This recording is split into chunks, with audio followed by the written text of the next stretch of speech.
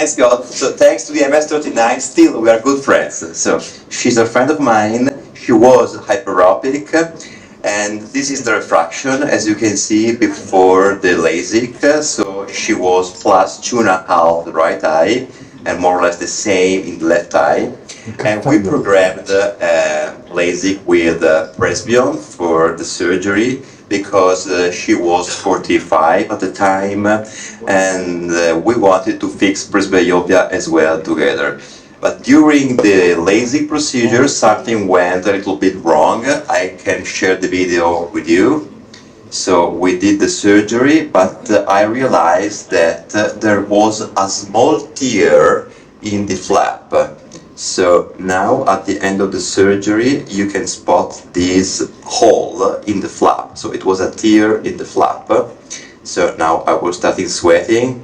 You can see that the eye is becoming like a swimming pool, as Dan thinks, which is true actually. So it was quite difficult to put things together now, but at the end we could fix it with a bandage contact lens. So this is the end of the surgery, and with a bandage contact lens, the patient did very well, and this is the topography after the surgery. So the treatment was pretty much centered. Of course, we only have some irregularities here around the treatment because there was some hyperplasia of the epithelium, but nothing really bad. So the problem was a few years later when this patient needed a touch-up because there was some ongoing hyperopia, and we wanted to retreat her to do an enhancement. But here is the question for you, for the experts. What to do in a case like this? Because the possible option on the table were to do some PRK, maybe also transepithelial PRK, but the epithelium was very uneven. And also is way less predictable and painful, of course, which is not important. Another option was the ICL, but the anterior chamber was too shallow for that. Or maybe another option was to do a new LASIK with a new flap, deeper and larger, or also maybe try and open the previous flap. So what are your thoughts? Cut the flap off and be done with it. Could be an option. Yeah. Maybe. You're going to have a myopic shift, and then you're going to be at zero. The old way. Well, and how is the refraction of a flap like this then? What do you think? The refraction for flap, is it plano, is zero? If you're lucky. What was the refraction at the time of the enhancement? So at the time of the enhancement, the refraction was +1. +1. Yes. In age? Sorry? Age? Age 46. Okay. And there's no cylinder, No. and the contrast is normal. Yeah.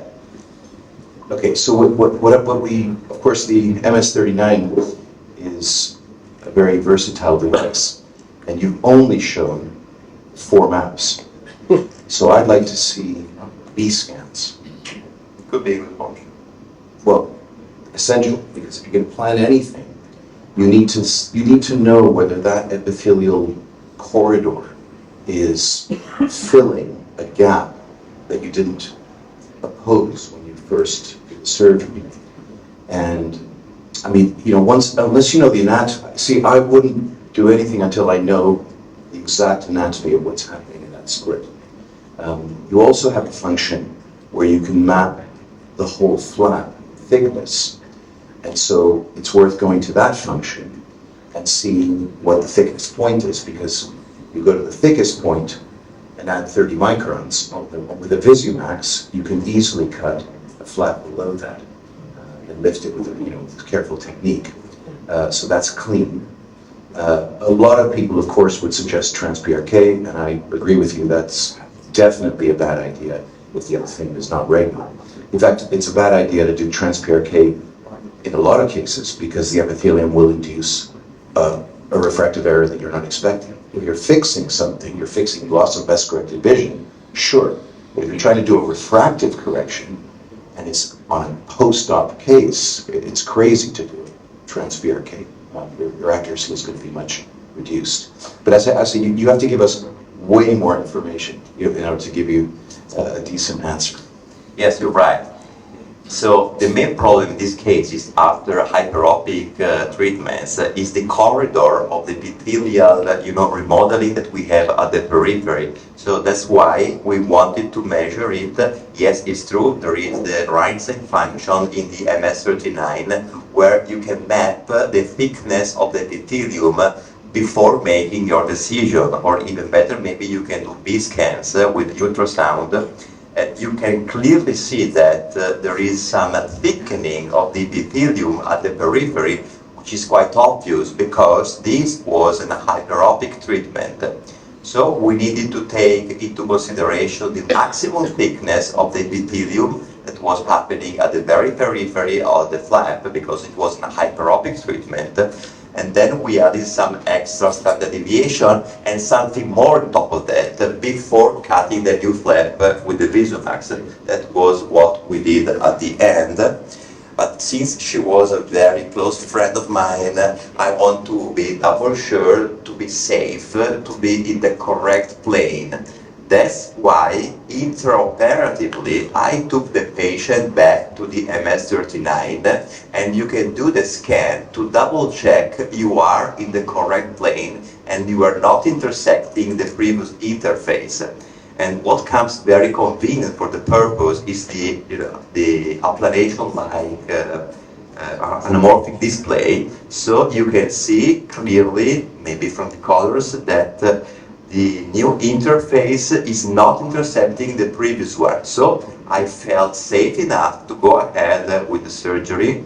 It was quite easy to do that. So the only problem was that it was a little bit more, let's say, sticky because we were playing a little bit deeper in the stroma. But everything went very well, so I prefer to use the SMILE dissector to go with small bites for tissues. But as you can see, the central area, the pupil area was good, so we were deep enough, no more surprises. Maybe a second instrument is needed in this case to counterbalance the force needed to lift the flap. But at the end, everything went very well, and we still are good friends nowadays. So thanks to MS39, I have a good friend now. Thank you for your attention.